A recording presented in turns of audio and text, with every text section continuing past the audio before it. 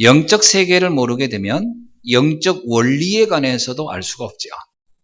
왜 우리가 복음만 말하는지, 왜 우리가 예수 그리스도 오직 예수에 해야 되는지, 이런 부분들을 잘 모르게 되는 것입니다. 성경을 보면 모든 창조에는 원리가 있다라고 성경은 말하고 있어요. 물고기는 물에서 살도록 창조했고요. 나무는 흙 속에 뿌리를 내리고 살도록 했다는 것은 너무나 당연한 상식인데 대단히 중요한 원리입니다. 마찬가지로 모든 인간은 하나님과 함께 하도록 창조되었다고 하는 기록이 성경에만 나와 있습니다. 창세기 1장 27절에 보면 하나님께서 모든 인간을 하나님의 형상대로 창조했다라는 이 선언은 대단히 중요한 내용입니다.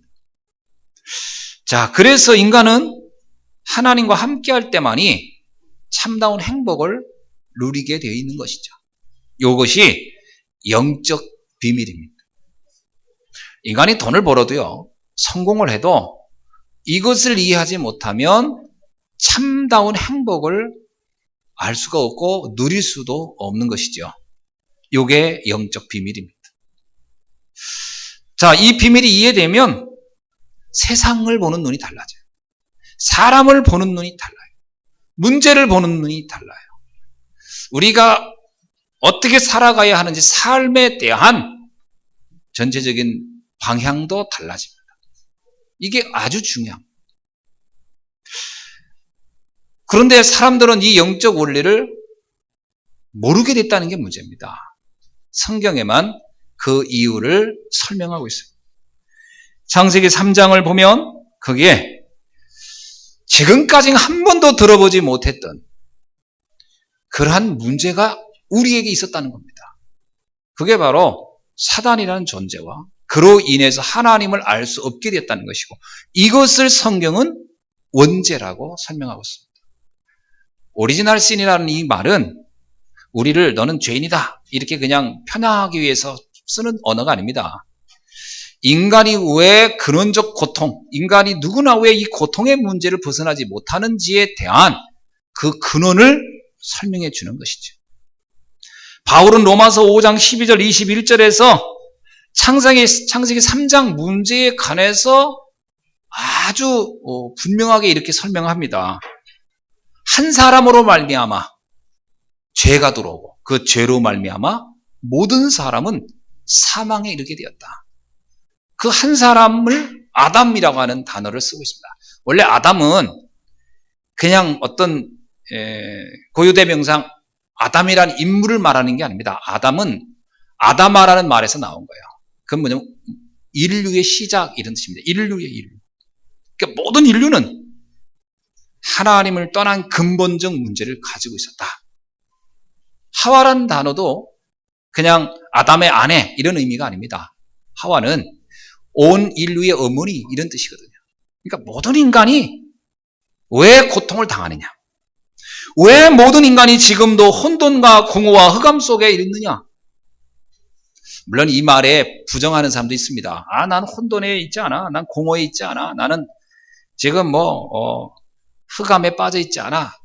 이렇게 표현할 수 있어요. 그것은 본인이 인식을 못한 것이죠. 우리가 분명히 있는데 인식 못하는 게 있습니다. 내게 암이 왔는데 암을 처음에 인식이 잘 안 됩니다. 한참 지난 다음에 인식이 되는 거거든요. 그때 되면 이미 심각한 상태, 인식이 됐다는 것은 이미 심각한 상태에 와 있는 겁니다. 우리가 어떤 문제가 인식했다라고 할 때는 이미 대단히 이것이 크게 확산된 상태고 이미 내 인생에 대단히 큰 영향을 미친 상태예요. 성경은 말합니다. 모든 사람은 죄를 범하였으며 하나님의 영광에 이를 수 없다. 성경에서 말하기 바울은 의인은 없나니 하나도 없다. 이 말을 바리새인들이 부정했죠. 무슨 소리냐? 우리가 무슨 죄가 있냐? 이 바울이 그런 얘기를 할 때도 또 예수님이 그런 말을 할 때도 수고하고 무거운 짐진 자들아 다 내게로 오라. 우리가 왜 뭔 짐이 있다고 당신한테 가냐? 이렇게 했던 것이거든요. 바울이 이런 말 했을 때 사람들은 인정하지 않았습니다. 많은 사람들이. 그렇죠? 그래서 예수님이 뭐라고 합니까? 스스로 의인이라 자청하는 자에게 의사의 도움을 줄 수가 없겠구나. 뭐 이런 표현도 예수님이 그래서 한 겁니다. 잘 사람들이 인정을 못 합니다. 인식이 잘 안 돼요. 그게 인식이 됐을 때 이미 심각한 상태에 와 있는 거죠. 성경은 우리에게 계속 중요한 부분을 발견하기를 원합니다. 영적 상태죠. 육신적 상태를 우리가 육신적 상태를 통해서 영적 상태를 발견한다면 대단히 현명한 사람입니다. 그러나 사실은 그거는 어떤 의미에서는 좀 안타까운 부분이 있습니다. 이미 암에 걸려가지고 나서야 내가 하나님 알아야 되는데, 이미 다 망하고 나서야 내가 하나님을 그때 믿었어야 되는데, 그렇다면 너무 안타까운 거죠. 그러니까 육신의 문제를 통해서 영적 세계를 인식한다면 그나마 다행이긴 하지만 안타까운 거예요. 특히 우리 렘넌트들이 그러면 그건 진짜 곤란한 거예요. 다 실패해보고 나서 아이고 인간이 한계가 이런 거구나. 그때서야 그걸 인정한다? 그건 너무 안타까운 일이죠. 그래서 말씀 자체로 인식이 돼야 돼요. 하나님 말씀 그대로를 가지고 깨달아지면 그게 다지요. 전 그게 최고라고 생각합니다. 그래서 성경 말씀이 왜 이렇게 두껍게 썼느냐?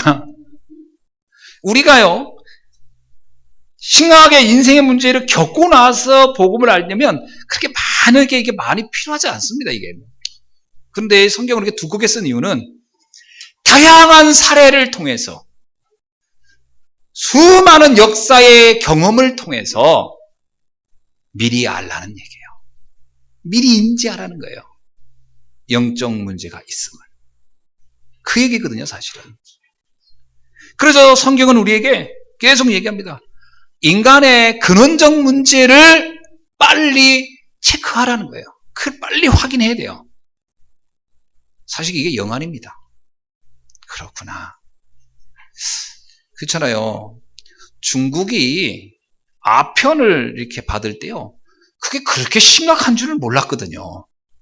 그냥 기분 좋게 하는 줄만 알았어요. 알고 봤더니 이게 국민들을 완전히 다 바보로 만들어 버리는 거예요.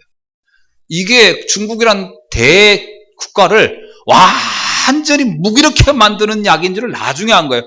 그래 나서 아편 전쟁에서 완전히 망하고 나서야 알았잖아요. 중국이 큰일 났구나. 그래서 오늘날에는 중국이 이 아편을 가지고 있으면요, 웬만하면 다 사용시켜버리는 이유가, 우리나라는 아편 가지고 있으면 감옥에 좀 갖다 나오면 되거든요.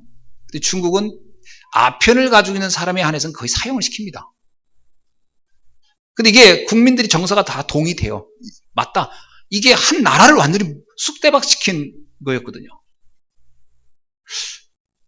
우리는 그 경험이 없어도 알잖아요. 그 사례를 보아서, 중국의 사례를 보아서. 그래서 전 세계가 아편은 법으로 규정하는 겁니다. 그러니까 어떤 사람이 그래요. 이거 약 먹는데 자유 아니냐? 개인의 자유 아니냐? 정부는 그걸 허락 안 해요. 너만 자유일지 모르지만 그걸 먹는 날에는 어떤 문제가 되죠? 그 사람 때문에 그 가족, 그 주변 사람 다 재앙 속에 빠진다는 걸 아는 거예요. 왜 음주운전이 문제예요? 그건 나 혼자 먹고 기분 좋게 가다가 그냥 물에 빠져 죽으면 상관없어요. 그걸 누가 뭐라고 하겠어요? 문제는 이제 기분 좋게 가다가 남도 죽이는 거예요. 그게 문제예요. 전에 한번 오래전인데요, 공주에 모임이 있었어요. 그래서 대전에서 공주로 가는데, 그때 뭐 운전 나도 잘 못할 때인데 같이 이제 몇 명 태우고, 이제 운전 초창기일수록 사람을 많이 태웁니다.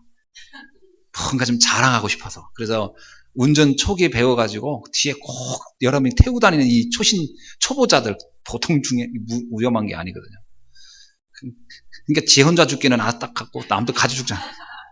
다 놓고 이제 막 가는데 내 뒤에서요, 차 하나가 깜빡깜빡 그러는 거예요. 근데 그게 지금은 이게 여러 차선이 여러 개 생겼지만 그때는요, 딱 편도 1차선이었어요, 이렇게. 그리고 중앙 분리대도 없어요. 그냥 선 하나 그었고. 근데 그때가요, 저녁이에요. 밤 한 8시쯤.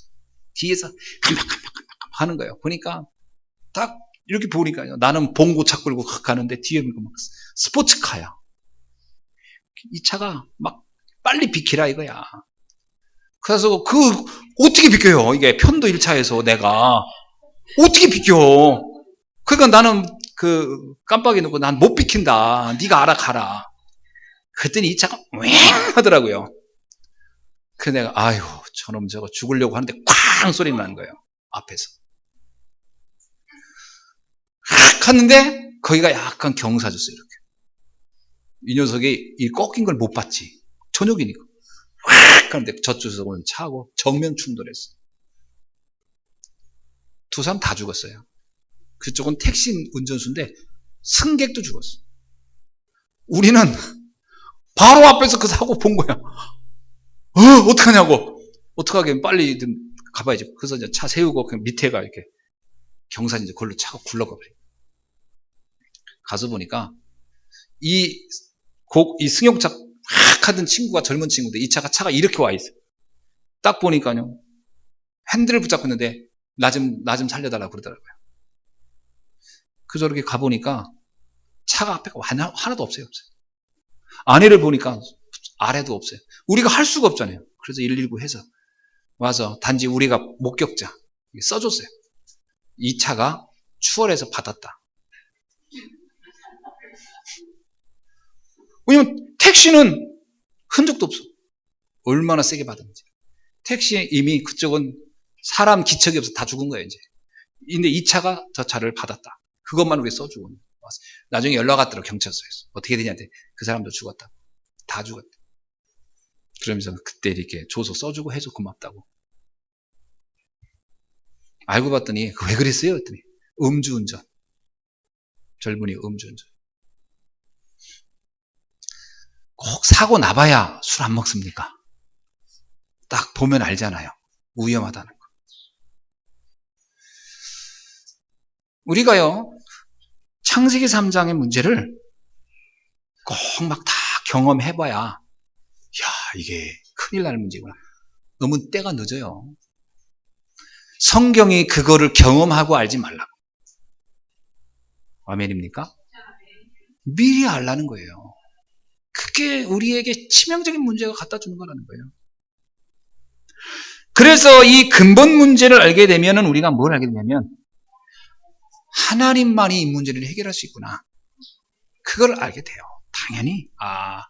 그래서 나에게 오는 수만 가지 문제와 재앙이 우리 힘으로는 해결할 수 없는 거구나. 왜냐 이건 이미 창세전부터 일어난 문제고요. 이 배후에는 사단이라는 존재가 있다는 것을 성경이 말하고 있는데 우리가 그 사단을 실제로 믿게 된다면 한 가지 깨닫는 게 뭐냐면 그 사단은 내가 어떻게 할 수 있는 존재가 아니라는 결론이 나오잖아요. 그래서 이것은 하나님만 해결할 수 있구나.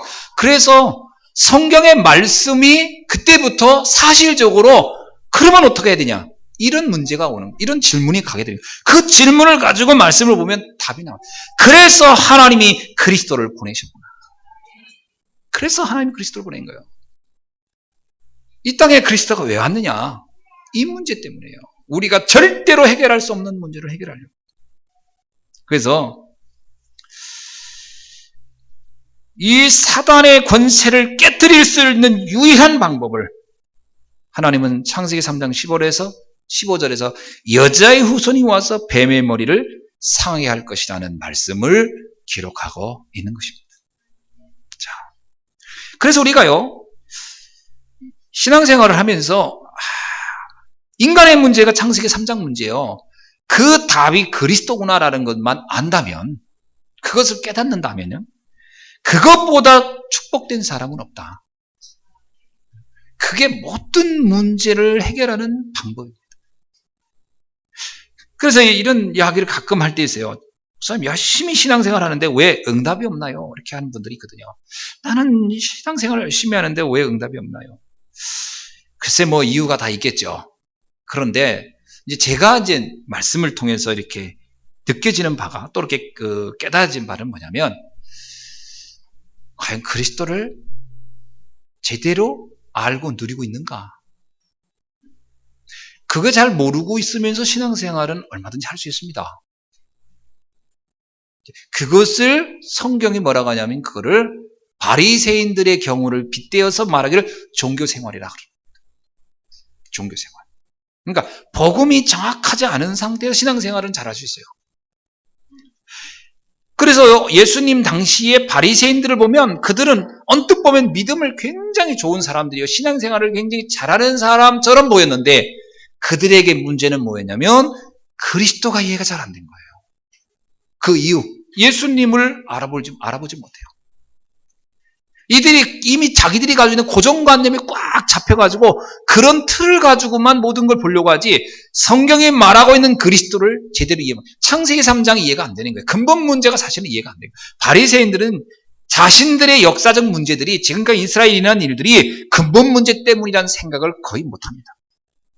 그들은 국가의 문제라고 생각해서 왕이 없다. 그래서 여러분 아시잖아요. 사울왕을 세울 때도요. 이게 하나님에 대한 하나님을 떠난 문제 때문에 이런 재앙이 왔다고 느끼지 않고 블레셋이 계속 공격해오는 문제를 왕이 없어서 그렇다 생각을 해요. 그래서 왕을 세워달라. 그래서 만든 게 사울왕입니다. 근데 나중에 이러지 않습니까? 사무엘이 너희들이 왕을 세워봐라. 나중에 그 왕이 너희들한테 더 큰 고통을 갖다 줄 거다. 실제 사울왕이 이스라엘 백성들을 굉장히 착취했습니다. 그걸 이 사람들이 이해를 못하는 거예요. 그러니까 인간의 어떤 제도가 문제인 줄 안다고 제도 하나 바꾸면 될 것 같잖아요. 아닙니다. 많은 사람들이 그런 착각을 많이 해요. 이번에도 뭐 선거하면서 저는 어떻게 해야 되나. 저는 알잖아요. 이 사람을 뽑으나 마찬가지고 저 사람 뽑으나 마찬가지고 큰 차이 없더라고요. 저는 옛날에 노무현 대통령 뽑으면 뭔가 엄청 달라질 줄 알고 뽑았거든. 그렇고 그 다음에 그렇고 해 아래 새 것이 없다고 다 그 사람이더라고요. 그런데 우리에게 주어진 권리가 있으니까 누군가는 뽑아야지. 그러니까 이제 나름대로 제 나름대로 어떤 기준은 가지고 했지만 저는 그 박근혜 씨가 그러더라고. 국민 행복 100%? 가당치 않는 본인 혼자 행복 100%도 못 만드는 텐데 누구 행복 100%를 만들어 가당치 않는 주장이에요. 알면서 그래 그래도 노력해보겠다는 얘기겠구나. 이렇게 이해하는 것이지 100%가 되겠습니까? 경제성장 얼마 한다. 얼마나 이명박 대통령이 말했지만 그거 됐습니까? 잘 안 되는 사람의 의지를 가지고 뭘 해도 잘 안 되는 거는데 우리 전 국민을 100% 행복하게 한다. 본인이 당선되는 순간부터 48점 몇 프로는 불행 속에 빠진 거예요. 그러니까 국민 100% 행복은 이미 줄 수가 없는 거예요. 인간은 그럴 힘을 가지고 있지 못해요. 하나님만 할 수 있어요. 그게 이제 깨달아지는 거죠. 자, 그래서 이 종교 생활이라는 건 뭐냐면 인간이 가지고 있는 방법으로 뭔가를 좀 해볼까 하는 거거든요. 인간이 가지고 있는 방법, 그 수단으로 뭔가 행복을 만들어 볼까. 뭔가 정말 인간에 오는 이 고난의 문제를 해결해 볼 수 있어요. 그게 그 노력이 나쁜 건 아닙니다. 인간이 그런 노력을 하면서 하는 거죠. 그러나 그것을 100% 믿어버리면 큰일이에요. 그건 참고하는 거지. 믿으면 안 돼요. 할 수가 없습니다. 우리는. 종교 생활의 핵심은 공덕과 선행인데 이것 가지고 인간에게 다가오는 근본적인 문제를 해결 못합니다. 그래서 아무리 사람이 인격이 훌륭하고 인품이 있고 능력이 있어도 그 사람이 겪고 있는 고통의 문제를 그럼 그거로 다 해결되느냐? 해결 안 됩니다. 상상치 못한 생각지 않은 문제는 또 와요. 그렇잖아요. 이게 인생이 아닙니까? 종교가 어떤 의미에서는 굉장히 고급적인 어떤 가치관이지만 이게 인간에겐 절대 참 행복의 답이 아닌 겁니다. 이 대표적인 사례가 여러분이 너무나 잘 알고 있는 테레사 수녀예요. 테레사 수녀라는 분 여러분 잘 알죠? 인도에서 성녀라 이렇게까지 표현할 정도로 대단한 좋은 일을 많이 한 분입니다. 근데 이 테레사 수녀가 이제 그분이 이제 돌아가신 이후에 그가 거의 말년에 어떤 그 신부님과 주교와 편지를 왕래하면서, 그러니까 다 자기 개인적인 이 수녀들은요, 아무리 훌륭한 수녀라도 딱 계층이 신부 밑입니다. 그래서 반드시 수녀들은 신부에게 영적 지도를 받도록 해서 그게 돼 있어요. 그러니까 뭐 아무리 이분이 오래되고 해서도 이게 동등하지가 않아요. 그냥 그 가톨릭의 어떤 위계 질서가 기가 막히게 돼 있어요. 그러니까 이 테레사 수녀가 어느 신부님하고 편지를 하는 겁니다. 자기의 영적인 멘토라고 여기고 편지를 주고받은 것이 이제 발표되지 않았습니까? 그 내용 중에요. 1953년도에 페르난드 페리라는 주교하고 한 편지에 이런 얘기를 했습니다. 마치 모든 게 죽은 것처럼 내 안에 너무나도 끔찍한 어둠이 가득하다. 신의 일을 망치지 않도록 자신을 위해 기도해달라고 요청하는 내용입니다. 무슨 얘기냐면 내가 평생을 이 선행을 하고 이렇게 하면 뭔가 하나님께서 어떤 기가 막힌 세계, 어떤 영적 세계가 확 열리고 그리고 진정한 행복과 기쁨이 확 펼쳐질 줄 알았는데 뭐라고요? 그게 안 오는 거예요. 그게 뭐라고 하냐면 나는 죽은 것처럼 너무나 끔찍한 어둠 속에 있다 이렇게 표현했어요. 그래서 내가 이 일을 하는데 내가 이런 상태로 이런 지금 하고 있는 일은 중요한 일이고 소중한 일인데 나의 이런 상태가 이러니 이것 때문에 이것을 망치지 않도록 나를 좀 위해서 기도해달라. 1959년 8월에요. 로렌스 파카키라는 신부하고 보낸 서한에서 이런 얘기했어요. 내 영혼은 왜 이렇게 많은 고통과 어둠 속에 있는지 그 이유를 설명해달라. 나는 왜 이렇게 답답한지. 이분이 솔직한 분이죠. 그러면서 뭐라고 표현하냐면 나의 미소는 모든 것을 감추는 가면이다. 자기의 미소는 모든 걸 감추는 가면이네, 가면. 그게 얼마나 고통스럽게 신앙생활을 했겠는가를 이해할 수 있는 거예요. 답을 못 찾고 갔어요. 제가 보기엔. 그 신부들이 탄 답을 보니까 답도 아니야. 우리가 늘 하는 얘기예요. 더 기도에 집중하시고 뭐 다 그런 답이에요. 어려운 이들을 보면서 그곳에서 하나님의 현현을 보라. 이 사람이 그 말을 모르겠어요. 어려운 사람 보면서 하나님 어디 계신가 계속 봤는데 안 보이는데 뭐 그렇게 해서는 영적 문제 해결이 안 돼요. 여러분, 그래서 우리가 왜 내가 어려움을 겪을까? 그런 때는 빨리 점검해 볼 필요가 있어요. 내 안에 진짜 복음을 누리지 못하게 하는 체질이 나에게 뭐가 있을까? 그죠? 나에게 나도 모르게 있는 종교적 체질은 뭘까? 이런 부분들을 우리는 점검할 필요가 있어요. 그래서 한 가지 결론을 내야 돼요. 나의 수준, 나의 기준 가지고는 절대로 영적 문제는 해결할 수가 없다. 어떻게 돼요? 그래서 하나님이 그리스도를 보내셨고 그리스도 안에서 주는 그 은혜로만이 이 문제는 해결할 수 있다. 여기에 답을 여러분이 내야 할 줄로 믿습니다. 그래서 복음을 알면 알수록 깨달아지는 것이 하나 있는데 그게 뭐냐? 믿음의 능력이에요.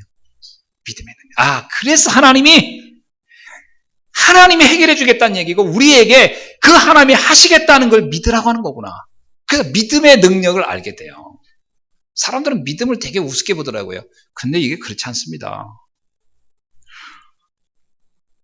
로마서 3장 20절에 보니까 율법의 행위로는 그 앞에 의롭다 하심을 입을 육체가 없다 그랬어요. 로마서 2장 28절에 사람이 의롭다 하심을 입는 것은 율법의 행위에 있지 아니하고 믿음으로 되는 줄을 우리가 인정하노라. 로마서 1장 16절 복음은 모든 믿는 자에게 구원을 주시는 하나님의 능력이 됨이니라. 어떻게 우리가 이 영적 문제를 우리에게 오는 이런 운명과 저주와 고통의 문제를 해결하느냐? 방법이 뭐냐고요? 하나님의 능력이면 되는데 그 하나님의 능력을 누리는 방법이 뭐냐? 믿음이라는 거예요. 그게 하나님이 정한 방법이라는 거예요. 놀랍죠? 왜냐? 하나님 자신이 우리와 함께하는 방법이 믿음입니다. 그게 이제 구원이라고 하는 것이고요. 그렇게 될 때 우리의 삶의 근원의 문제는 답을 얻게 되는 거죠. 그럼 이런 얘기를 해요. 목사님, 전 예수가 그래도 알겠는데 근데 왜 안 되죠? 안 되는 게 아닙니다. 기다려 보셔야 돼요. 여러분, 아이가 태어나면 바로 밥 먹고 옷 입고 막 외출하고 돌아다닙니까? 아니잖아요. 태어나면 처음엔 다 손이 가는 거예요. 시간이 지나면 다 모든 걸 자기가 할 때가 있어요. 우리가 영적으로 딱 예수가 그리스도로 알았다. 그럼 태어난 거예요. 이제 성장이 이제 되는 겁니다. 서두르면 안 돼요. 진짜로 예수가 그렇게 믿어진다. 기다리시면 됩니다. 아멘. 그거를 너무 서두르면 안 돼요. 너무 조급하면. 근데 거기에서 나도 모르게 불신앙이 생겨. 왜 난 안 되지? 안 되는 게 아닙니다. 되고 있어요. 저도 그런 생각을 많이 했거든요. 처음에. 때가 예수가 그리스도 딱 알겠더라고요. 그렇구나. 그리스도가 답이구나. 막 알기가 얼마나 행복한지. 그런데 행복은 한데, 현실이 딱 보니까 뭐 되는 게 별로 없네. 그게 자꾸 낙심하게 되더라고요. 그리고 또 옛날에 또 이 체질이 금방 싹 사라집니까? 내가 또 보통 고집이 있으니 강시인데, 강시 고집도 보통입니까? 이 고집은 고집대로 딱 남아있지? 그러니까 이 고집이 남아있으니까 고집대로 막 하는 거예요. 그래서 또 한번 오는 착각을 하는 거예요. 내가 알고 있는 복음이 틀렸나? 그러면 성경 말씀이 이게 잘못된 건가? 왜냐면 나도 모르게 여러분들한테 이제 늘 이렇게 뭐 전에도 얘기했습니다만, 쟤는 이게 있었어요.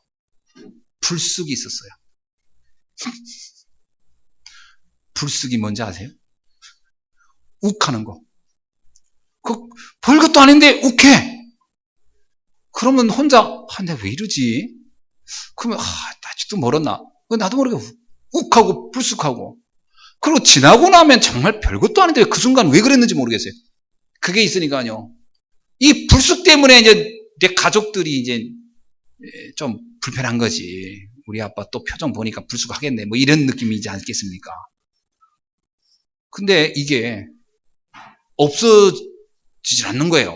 근데 없어지지 않는 게 아니에요. 어느 날 보니까 안 하고 있어요, 내가. 우리 아이들 있잖아요. 요즘 내가 불쑥, 이게 없습니다. 내가 이런 생각이지. 참, 많이 됐구나, 내가. 하나님의 은혜로다.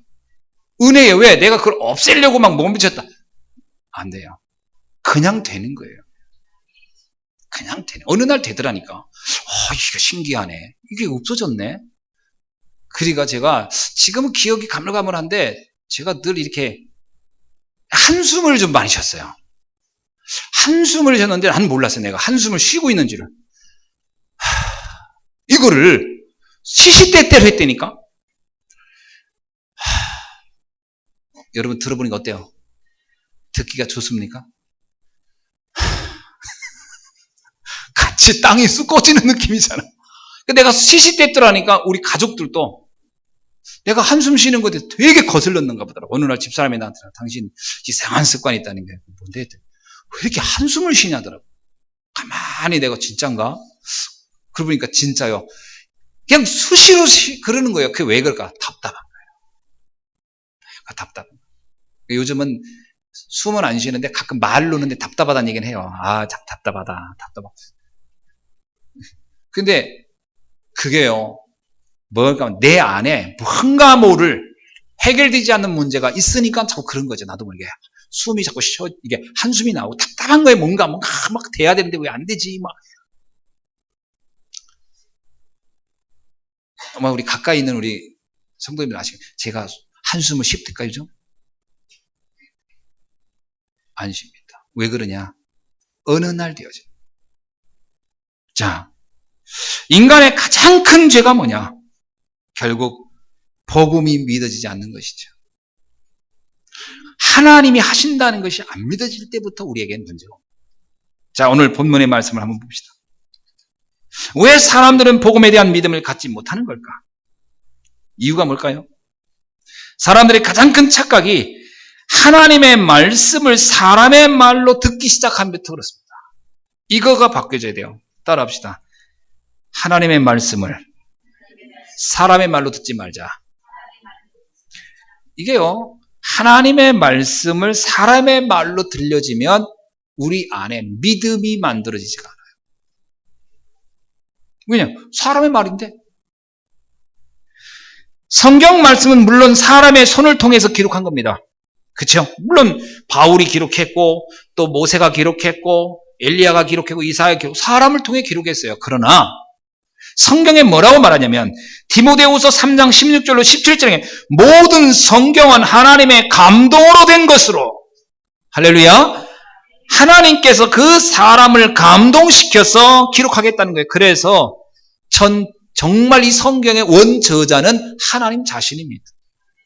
베드로후서 1장 21절에도 예언은 언제든지 사람의 뜻으로 낸 것이 아니요 오직 성령의 감동하심으로 입은 사람들이 하나님께 받아 말한 것이니라. 사람이 썼다고 해요? 사람의 것이 아닌 거죠. 저 예를 들면 옛날에는 그 편지 같은 거 대피를 시키잖아요. 그럼 내가 예를 들면 우리 자녀에게 대피를 시킨다고 합시다. 그러면 자녀의 손을 들어 쓸 수 있습니다. 그러나 그것은 내가 쓴 거나 진배가 없는 거예요. 왜? 나의 생각과 요구가 거의 다 들어가는 거니까. 그러니까 사람의 손을 썼지만 저자는 하나님 자신이에요. 그러면서 우리가 이사야 34장 16절에 보니까 너희는 여호와의 책을 자세히 읽어보아라. 이것들이 하나도 빠진 것이 없고 하나도 그 짝이 없는 것이 없느니라. 이는 여호와의 입이 이것을 명하셨고 그의 신이 이것들을 모으셨습니다. 하나님이 성경 말씀 속에 하나님의 모든 계획을 다 담으셨다는 거예요.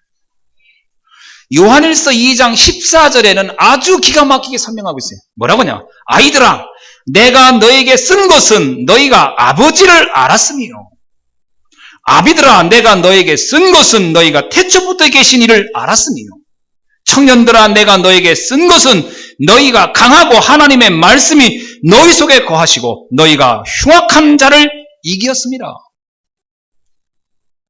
성경을 통하여는 하나님을 알게 되고 성경을 통하여 태초부터 계셨던 그리스도가 알게 되고 성경을 통하여 흑암을 이기는 방법이 뭔지는 넌 알게 될 것이다.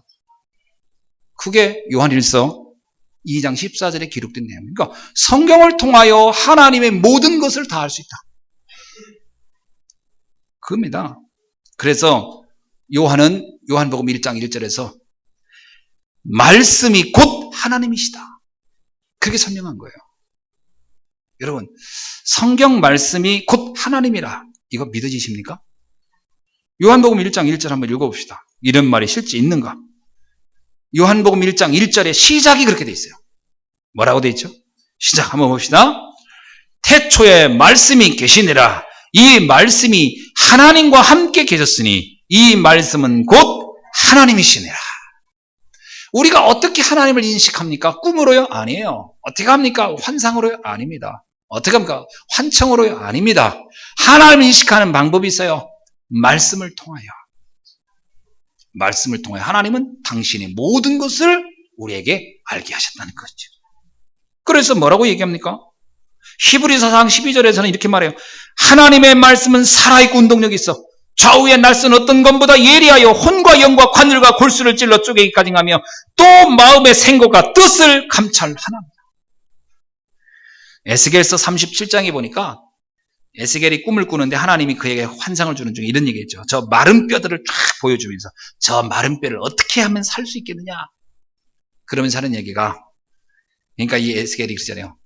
나는 할 수 없지만 하나님이 하시면 할 수 있나이다. 그게 답이죠. 그러니까 하나님이 그래 그러면 가서 내 말을 대언하라. 그러니까 에스겔이 마른 뼈들에게 뼈들아 일어나라 이렇게 대언을 합니다. 하나님의 말씀 그대로요. 그랬더니 뼈들이 살이 붙고 가죽이 붙더니 큰 군대가 되었더라. 그게 무슨 얘기죠? 말씀의 능력을 말하는 거예요. 2013년도 이제 한 해를 두고 있습니다, 여러분. 2013년 한 해 동안에요. 하나님의 말씀의 능력을 믿는 믿음을 가지고 여러분의 인생의 새로운 시작과 응답을 누리기를 주의 이름으로 축원합니다. 여러분, 그래서 강단 말씀을 들을 때에 하나님의 말씀으로 듣는 자세가 중요해요. 그래서 우리가 예배 드릴 때 이게 영적인 부분을 잘 구분해야 돼요. 언뜻 보면은 목사님이 설교하는구나. 그렇게 이해하면 틀립니다. 그러면 중요한 걸 놓쳐요. 하나님께서 부족하지만 주의 종을 통하여 오늘 말씀을 대언하는구나. 이렇게 들으셔야 돼요. 가장 실패하는 경우가 누구냐면 가족들이에요. 목사의 가족들. 대부분이 우리 아빠가 설교하는구나. 우리 남편이 설교하는구나. 이렇게 들을 경우가 많거든요. 그게 본능적으로 그렇습니다. 그러다 저 같은 경우도 그럴 수 있겠다라는 생각은 들어요. 만약에 가족 중에 누가 나와서 이렇게 설교를 한다든가 뭘 한다 그러면 제가 기분이 어떨 것 같아요? 실수하면 어떡하나? 뭘 잘못하면 어떡하나? 이런 조마조마하지 않겠습니까? 저라도 그럴 것 같은데 그러다 보니까 어떤 말씀을 들을 때 어떤 오해로 듣냐면 우리 아빠가 오늘 말씀을 왜 저런 얘기를 저렇게 했지? 이렇게 듣는 거지요. 하나님이 오늘 목사님을 통하여 아빠 이전에 주의 종을 통하여 오늘 우리에게 대언하는구나. 이렇게 들으셔야 됩니다. 당연히 성도들도 마찬가지잖아요. 특히 중직자들 같은 경우는요, 목회자인 저와 또 여러분하고 자주 이렇게 지내다 보면 인간적인 부족한 것들이 많이 보일 수 있습니다. 그것 때문에 때로는 실망할 수도 있고 또는 이렇게 그것 때문에 말씀에 제한을 받는다고 할 수도 있을 텐데 그것이 큰 실수입니다. 그걸 정말 잘 넘어간 사람이 누구냐면 사무엘의 엄마 한나예요. 한나가 교회를 가서 기도를 하는데 그 교회의 제사장인 엘리 제사장, 목사라고, 오늘로 말하면 목사죠. 엘리 제사장이 와가지고 뭐라 하냐면 너무 영안이 어두운 엘리 제사장이야. 여인아, 술 취해서 내가 여기 와서 주정하냐. 이렇게.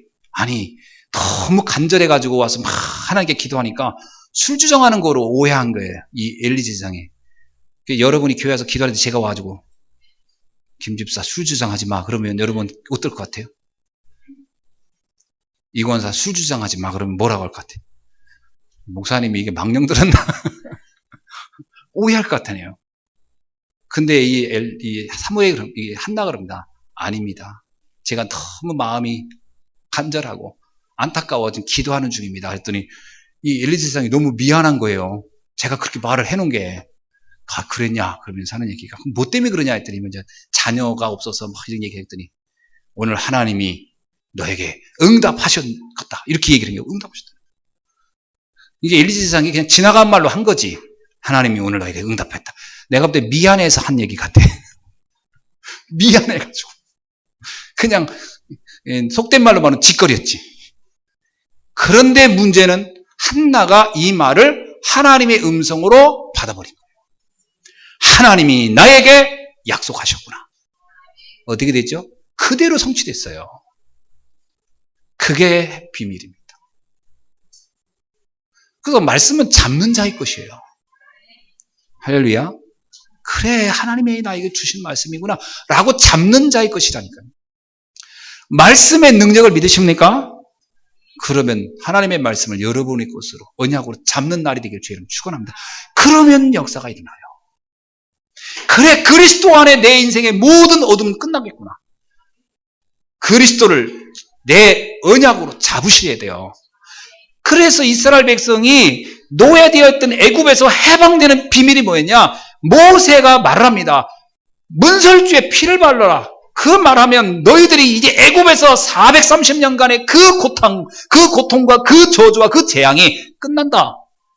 이 말을요. 무슨 말로 들었어요? 80 먹은 노인네의 말로 듣질 않았어요. 만약에 그 말을 아이고 저 노인네가 망령 들었지. 아니 애굽이란 군대가 이렇게 엄청나고 바로왕은 우리를 보내줄 생각이 하나도 없는데 아니 문설주에 피 바른다고 우리가 해방되나? 이렇게 들었으면은 그들은 노예 문제는 해결 못 받았어요. 근데 이스라엘 백성이 어떻게 했냐?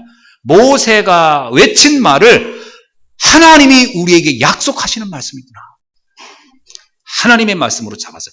그래서 그들이 문설주에 피를 바를 때 430년간 해결되지 않았던 저주가 해결된 겁니다.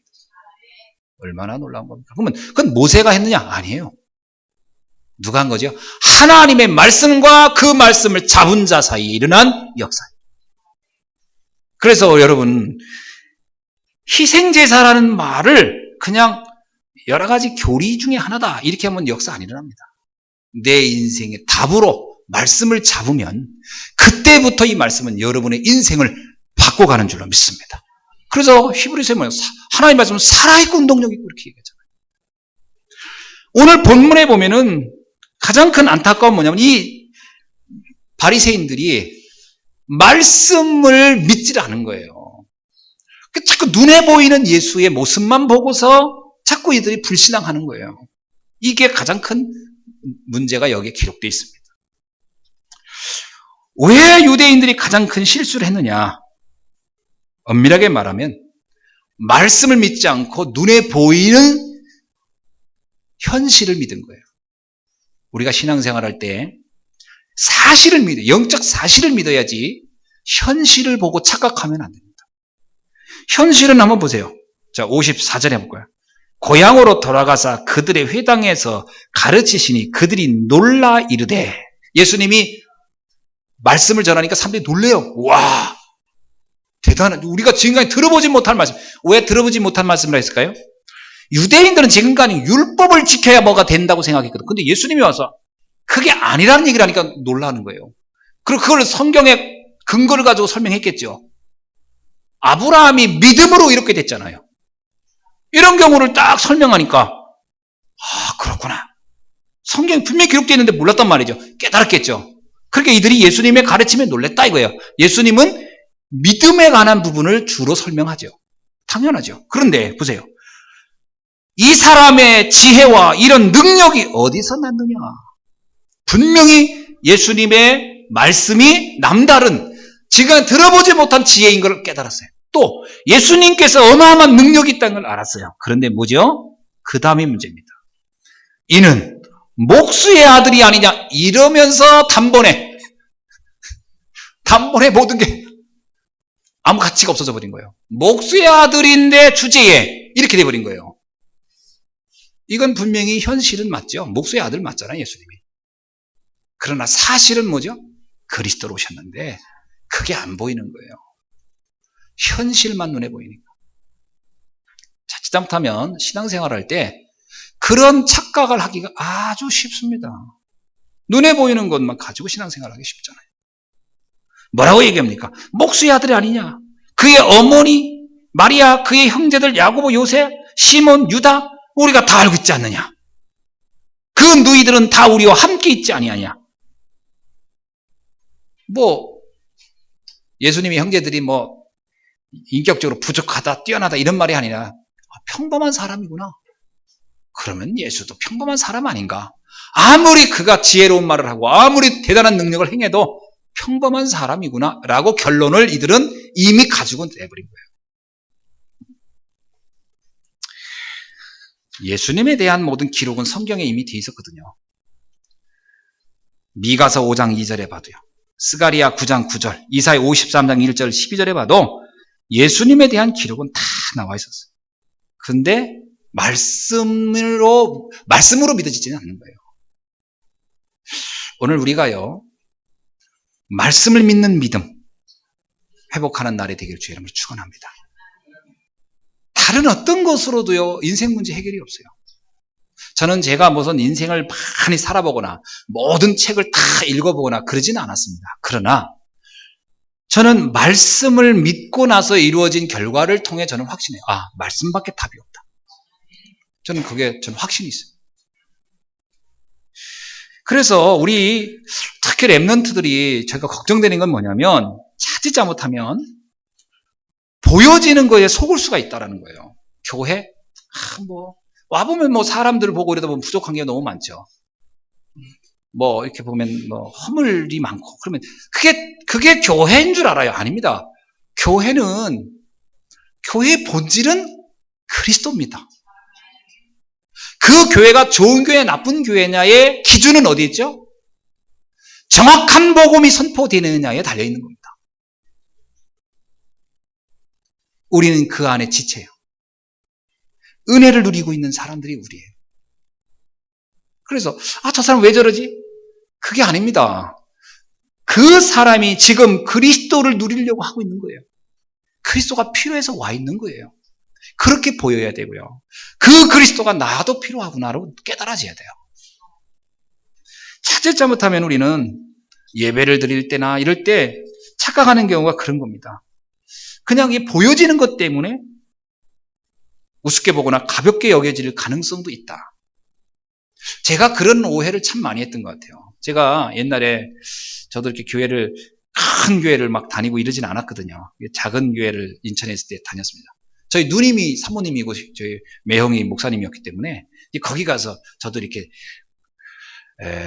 여자가 한 20명 있고 남자가 2명 있으니까 제가 할 수 없이 회장이 됐어요. 또 남자는 총무가 됐고 당연히 여자들은 회계예요.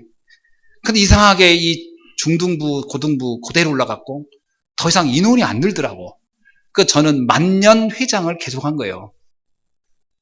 내가 왜 됐냐? 그 친구는 나보다 키가 작아. 키 큰 나는 회장, 키가 작은 걔는 총무. 이제 그게 이제 하여튼 뭐 회장 총무를 선전하게 뽑는 기준이 키더라고. 그러니까 뭐 내가 회장 되고 싶으면 이렇게 하면 되고 총무 되고 싶으면 이러면 되는 거지 뭐. 어떤 됐어. 계속 그거 하는 거야.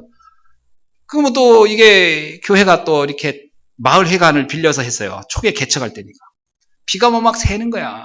그러면 전화가 와요. 목사님한테. 야, 회장, 가서 밖에서 물 좀 받아. 그러면 일단 저는 학교 갔다가 저녁이라도 오면 밖에서 들고 이제 교회로 뛰어가는 거예요. 왜? 물 받아야 돼. 밖에서 물 떨어지니까. 그럼 내 총무 부르지. 총무 빨리 와. 물 날러. 그러면서 다 걔는 갖다 버리고 나는 받고. 그러니까 교회를 우습게 보여지는 거예요. 교회가 별게 아니구나. 그게 착각이에요. 그러니까 믿음도 없어지더라니까. 나중에 뭐 문짝도 막 덜렁덜렁 그냥 발로 걷어차고 막 뭐 이런 게 문짝이 이러냐고. 뭐 이게 뭔가 이 경외감이 없어요. 착각인 거예요. 교회는 그건 외모적인 게 아니고 하나님이 교회의 주인이십니다.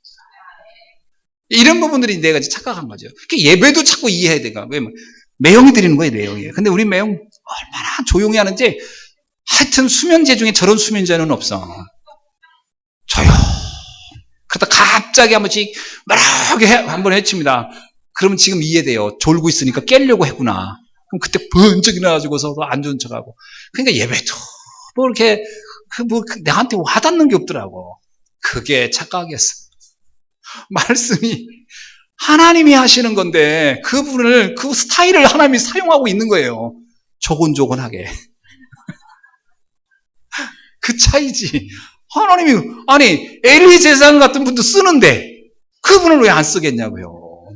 왜 그럼 내가 나중에 아는 게 뭐냐면 그 목사님한테 은혜 받은 분들이 굉장히 많더라니까. 나는 아이고야 근데 아니더라고. 더 놀라운 거 제가 대전으로 가서 신학을 공부하면서 거기는 남부교회라는 교회를 나갔어요. 야, 그 교회 목사님은 설교를 1시간 20분을 해. 나도 좀 길지만 그분 좀 더 길어. 그분이 설교를 시작하면 일단 사모님이 제일 뒤에 앉아서 먼저 주무셔. 그래서 사람들은 다 제일 처음에 사모님부터 쳐다보는 거야. 사모님이 이미 목사님에 대해 포기한 거야. 그 장로님 석을 이렇게 앉아놨어. 장로님들 이쪽 보고 앉아있어. 일단 2번째 장로님들 다 주무셔. 3번째 성가대 다 자. 근데 이 목사님은 굳세어라 금순아야. 절대로 요동함이 없어. 그냥 해버리셨어. 내가 그때 설교가 이렇게 저러는가. 그래서 첫째 하면 나는 써요 밑에다가. 분명히 이거 나오실 거야. 그럼 첫째 나오더라고. 둘째 나올 거야. 그래서 내 신앙생활이 안 돼요. 내 삶이 안 되더라니까. 그게 나중에요. 결혼했는데 후유증으로 온 거예요. 영적 문제. 우리가 말씀을 성공해야 됩니다. 아멘. 그래서 보이는 거 다가 아니거든요. 거기에 자꾸 속으면 안 돼요. 자, 우리가 누구에게나 그리스도가 필요하다는 거예요. 그게 딱 이해되고. 그래서 그리스도가 지금 그 목회자를 통해 나에게 말씀하고 있고 이렇게 깨달아지셔야 됩니다. 그래서 우리가 꼭 잊지 않을 게 있어요. 하나님께서 우리에게 가장 완전한 축복인 믿음을 주셨다는 겁니다. 아멘. 가장 완전한 말씀, 복음을 주셨다는 거예요. 이거를 여러분이 굳게 붙잡기를 주의 이름으로 축원합니다. 그래서 마지막으로 여러분에게 3가지의 부탁의 말씀을 드리고 오늘 말씀을 맞으려고 합니다. 첫째로 구원 얻는 믿음을 반드시 회복해야 돼요. 그게 무슨 말이냐? 오직 그리스도 외에는 답이 아니다. 여기에 결론을 내라는 겁니다. 설사 지금 내 환경이 어렵더라도 속지 마시고, 설사 내게 뭔가 되어진 게 없는 것 같아도 속지 마시고 그리스도면 충분하다. 아멘. 오직 예수 그리스도. 여기에 여러분이 굳게 답을 내시고 붙잡기를 주님 축원합니다. 두 번째는 하나님의 능력을 믿는 믿음을 여러분이 꼭 가지시기 바랍니다. 하나님의 능력. 제가 한번 물어보겠습니다. 하나님이 여러분을 택하여 부르셨다고 믿습니까? 예. 그럼 하나님의 능력은 나를 택했구나. 그래, 나를 택하신 하나님, 그럼 나를 버리겠습니까? 아니에요. 그럼 나를 책임지겠구나. 믿으셔야 돼요. 그렇다면 또 하나 열어봅시다. 여기에 하나님께서 예수한 교회를 세우신 것이 하나님의 계획 속에 있을까요, 없을까요? 전 있다고 봅니다. 우리가 잘하냐 못하냐 하는 것은 그 나중에 하나님이 평가할 부분일 거예요. 우리는 하나님이 이곳에 하나님의 뜻에서 세웠다고 확신합니다. 우리를 전도자로 중직자로 렘넌트로 하나님이 부르셨고 이유가 있어서 오늘 이곳에 있게 하신 줄로 믿습니다. 이것이 하나님 절대 주권이에요. 그렇구나. 하나님의 능력 속에 이 모든 게 되어졌구나. 그러면 하나 물읍시다. 여러분의 미래 하나님의 계획 속에 있을까요, 없을까요? 있습니다. 그렇다면 2013년 아니 내 앞으로의 삶 걱정할 필요가 없어요. 예수님이 하도 사람들이 복음을 듣고도 걱정하니까 네가 염려한다고 머리털 하나를 희게 하겠느냐, 잘하게 하겠느냐 그러면서 막 말씀했잖아요. 아무것도 염려하지 않기를 주님의 이름으로 축원합니다. 믿으시기 바랍니다. 그러면서 여러분 지금부터 하나님 앞에 하나님의 능력을 믿는다면 기도를 시작할 수 있기를 바랍니다. 하나님은 우리에게 기도할 수 있는 특권을 주었거든요. 그래서 뭘 기도할 거냐? 4가지 헌금을 여러분 응답받기를 바랍니다. 그래, 내가 낸 선교 헌금만으로도 한 나라의 선교사를 파송할 만큼 경제의 응답을 주옵소서. 내가 목적이 거기 있다면, 선교에 있다면 하나님 경제의 축복을 안 줄 리가 없거든요. 하나님 능력을 믿는다면 기도하세요. 여러분이 기도하십시오. 내게는 11조만으로도 교회가 유지될 수 있는 경제의 축복을 내게 허락하여 주옵소서. 여러분이 100억을 벌면 10억 헌금하면 돼요. 10억을 내게 벌면 1억을 헌금하면 돼요. 그럼 9억 가지고 생활하면 돼요. 적습니까 그게? 그거 하시면 돼요. 내가 낸 11조만으로 교회가 유지되게 하옵소서. 여러분이 기도하셔야 됩니다. 내가 난 건축 헌금으로 이 지역의 문화권을 바꿀 수 있는 교회를 건축하고 남을 수 있는 응답을 내게 주옵소서. 우리 렘넌트도 그렇게 붙잡고 기도하셔야 돼요. 하나님의 능력을 믿는다면 하나님은 그걸 이루시길 원하는 줄로 믿습니다. 여러분이 내 RUTC를 위해서 기도하십시오. 우리 후대들이 교회라고 하는 공동체 하나 가지고는 여러 가지로 한계가 있으니까 RUTC를 세워서 그곳에서 렘넌트들이 후대를 놓고 성장하고 준비돼야 돼. 그것을 내가 낸 헌금으로 세울 수 있는 그런 응답을 받겠다. 깨닫기를 주의는 축원합니다. 그리고 우리 렘넌트들이 꼭 기도하십시오. 나는 앞으로 교회의 자존심이 되겠다. 나는 목회자의 오른팔이 되겠다. 나는 새 단체를 살리는 렘넌트가 되겠다. 지금 세상에 프리메이슨, 뉴에이지, 그 다음에 유대교가 전 세계를 움직이고 있는데 이거를 살릴 수 있는 이런 난 렘넌트가 되겠다. 기도하시길 바랍니다. 얼마 전에 어디서 봤다 갑자기 생각이 안 나는데 이번에 RUTC 뉴스 나왔는데 초등학교 5학년짜리가 나는 UN 사무총장이 되겠다. 그거 놓고 기도했는데요. 실제로 미국 뉴욕에 가가지고 반기문 총장하고 만나가지고 이렇게 얘기 듣고 이렇게 했잖아요. 근데 걔는 부모님이 없어요. 걔는 소년 가장이에요. 근데 초등학교 2학년 때 복음 들었는데 자기가 나는 세계 살리는 UN 사무총장이 되겠다. 그리고 자기가 영어 공부를 했대 혼자. 그랬더니 미군 부대에서 하는 무슨 웅변대회 가가지고 거기서 얘가 상을 받은 거야. 그러니까 이미 자기 혼자 그런 준비를 언약을 잡으니까 하나님께서 그런 일을 할 수 있도록 다 하나님이 길을 열으시잖아요. 렘넌트를 잡으세요. 난 3단체 세우는, 그러니까 살려내는 언약을 잡겠다. 아멘? 자, 이렇게 해서 세계 문화를 바꾸는 서밋의 자리에 여러분이 올라가기를 주의 이름으로 축원합니다. 그리고 마지막입니다. 셋째로 하나님이 나와 영원히 함께하는 임마누엘의 믿음, 이거를 꼭 누리기를 축원합니다. 주님께서 약속했어요. 마태복음 28장 20절. 내가 세상 끝날까지 너희와 항상 함께 있으리라. 의심하지 마시기 바랍니다. 하나님은 나와 함께 한다는 거예요. 내가 불신앙해서 염려하는 것이지 하나님은 나를 버린 적이 없다. 요한복음 14장에 보니까 내가 너를 고아처럼 내버려 두지 않겠노라. 늘 함께 하겠다는 거예요. 절대로 홀로 있다 생각하지 마시고 하나님이 나와 늘 함께 한다는 사실을 반드시 기억하시길 주의 이름으로 축원합니다. 2013년도 여러분 하나님이 주시는 힘을 붙잡고 하나님의 능력을 붙잡고 승리하는 날이 되기를 주의 이름으로 축원합니다. 기도하겠습니다. 하나님 감사합니다. 오늘 우리에게 주신 말씀 다시 한번 굳게 붙잡고 정말로 나를 살리고 세계를 살리는 전도자의 축복을 누리게 하여 주옵소서. 오늘 주신 말씀처럼 믿음의 능력을 굳게 붙잡게 하옵소서. 내 안에 불신앙이 틈타지 않도록 주께서 지켜 주옵소서. 살아계신 주 예수 그리스도의 이름으로 기도하옵나이다. 아멘.